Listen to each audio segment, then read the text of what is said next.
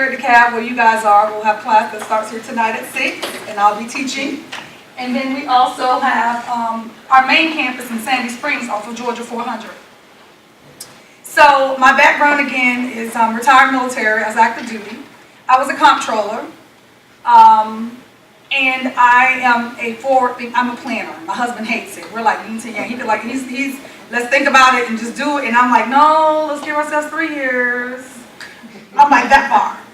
And that goes back to being a comptroller because we plan out the budget for the Army. So our job was to plan the war, which makes you even have to project.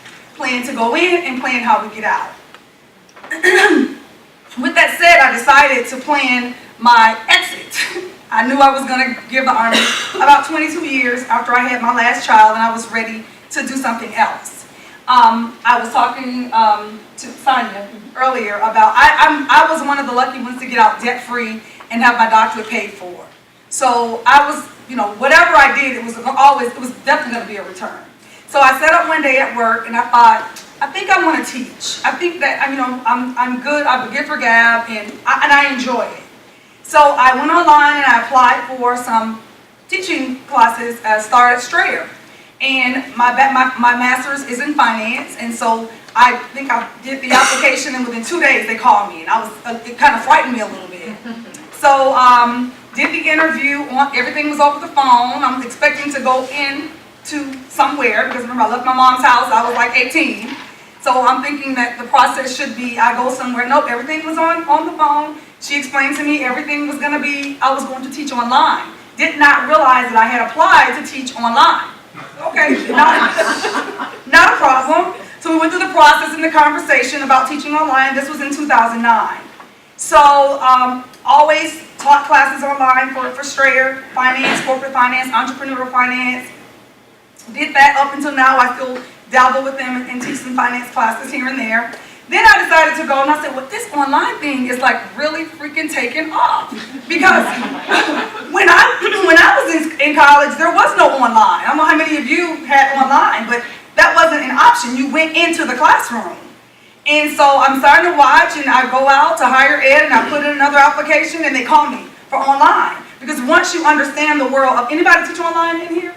Okay, so once you understand the online dynamics of teaching, it's kind of easy to get picked up to other schools because a lot of people can't do it. It's time management. It takes up a lot of your time, and there's usually a lot more students online than you find in the traditional classroom.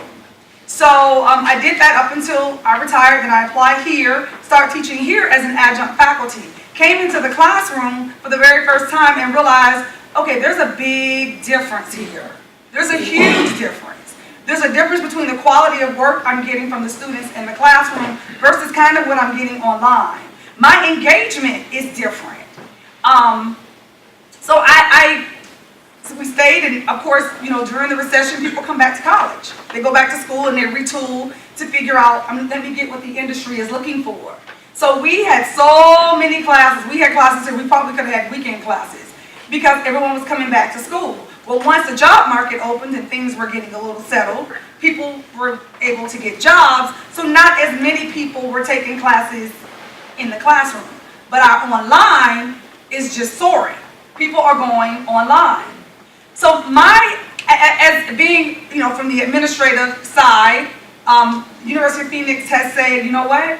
We are going to give the people what they want. If this is what our students are asking for, they're calling and they're asking to go online.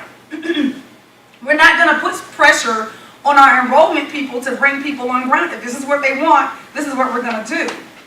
I teach quantitative classes. I teach finance. I teach marketing. I teach statistics. So I find that some of those courses that I have to teach, if I'm teaching them online, I find myself double teaching because now I'm tutoring you. Because yes, you're online, but now you're coming here.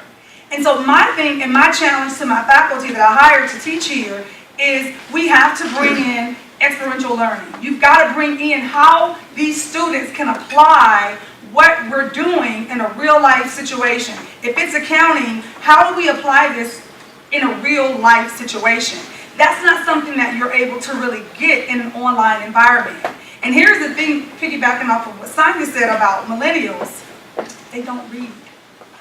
They can't read. I'm not saying they can't read.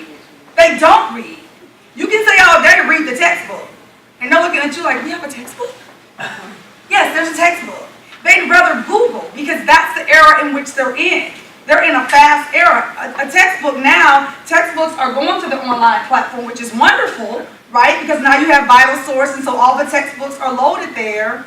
But that's an extra step. You're asking me now to log into this, to find this book in this bookshelf, open the book, and then figure out what I'm supposed to find based on what we're talking about.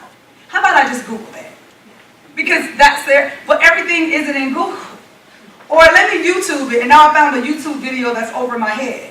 Because it still doesn't apply. How does this apply in the real world? And so my challenge, and I hope you guys can help, is what are you looking for? When we're in the classroom and we're teaching statistics and we're teaching finance and we're teaching accounting, what are you looking for from us, how we can ensure that as our students are exiting, that they have that experiential learning that we feel you guys are looking for? Very good. Thank you. And we have an interloper. Yeah.